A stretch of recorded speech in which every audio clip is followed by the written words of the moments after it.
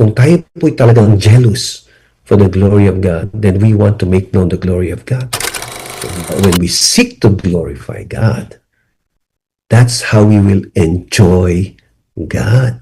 Remember, we were made to glorify God and enjoy Him forever. That's what our catechism tells us, right? That is the first answer to the first question of the catechism. So that means when we glorify ourselves, malaking pagkakamali po yun because we were made to glorify not ourselves, but we're made to glorify God. Pero if God, in the case of God, right, is glorious, is worthy of all our praise and adoration, right? So that's why I told you, He has the right. He has the right to command our love, to command our devotion, to command our obedience. Lahat po ito ay nararapat at may right ang Panginoon para po i-demand ito sa atin. And to worship anything or anyone other than God is provoking the jealousy of the Lord.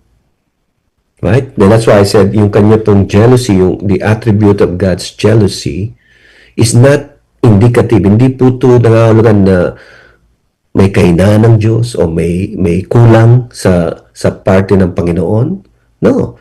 But this is part of His holy purpose, His holiness, His omnipotence.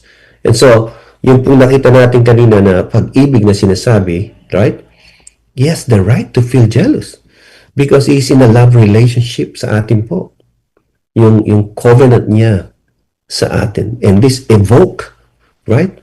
Something in the part of God, in the heart of God, to protect that relationship and keep it intact. And when there is a threat, meron pong threat sa ating covenant relationship with God, God will act. Right?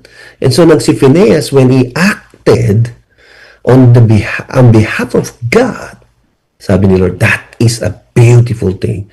That is a wonderful thing na ginawa niya. New Testament, God put His Spirit sa ating po. The Holy Spirit lives in us because God desires na yung pong ating mga puso ay talagang it will be set on fire by the Holy Spirit, right? So that we are given yung pong capacity and desire inside us. See, it's the Holy Spirit that desires this love, this service to God, this being faithful to our God. And so, when we see this, mga kapatid, we have to really think of the time when Jesus showed up, right? When Jesus showed up in the Gospels, right? That this Jesus that we worship, mga kapatid, we have seen how He is so passionate about the glory of the Father, right? I mean, He's greater than Phineas sapagkat He incarnate as a man who modeled to us and showed us how to live for the glory of the Father. And that's why, mga kapatid, ito rin po ang ating pinaniniwalaan na lalo pong mag-i-ignite ng ating pong paglilingkod sa Panginoon dahil kung tayo po'y talagang jealous for the glory of God, then we want to make known the glory of God.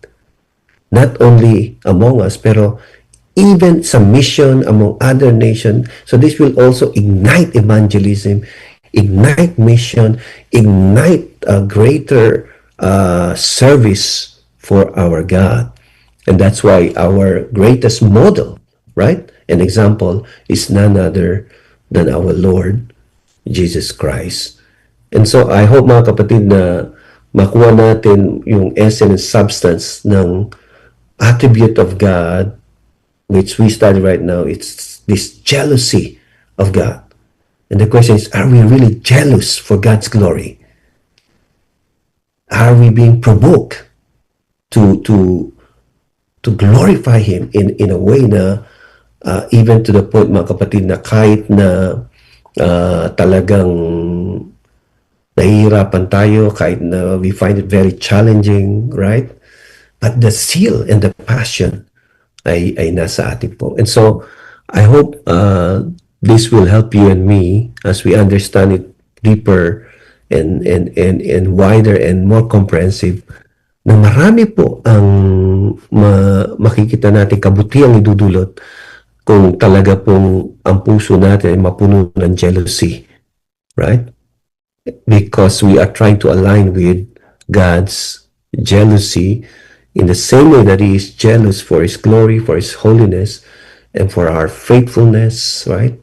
In the same way, ganun din po ang gusto natin. We will be jealous for God's glory. At ito po yung mag-open ng maraming opportunity po sa atin to find ways on how can we show our faithfulness sa ating Panginoon.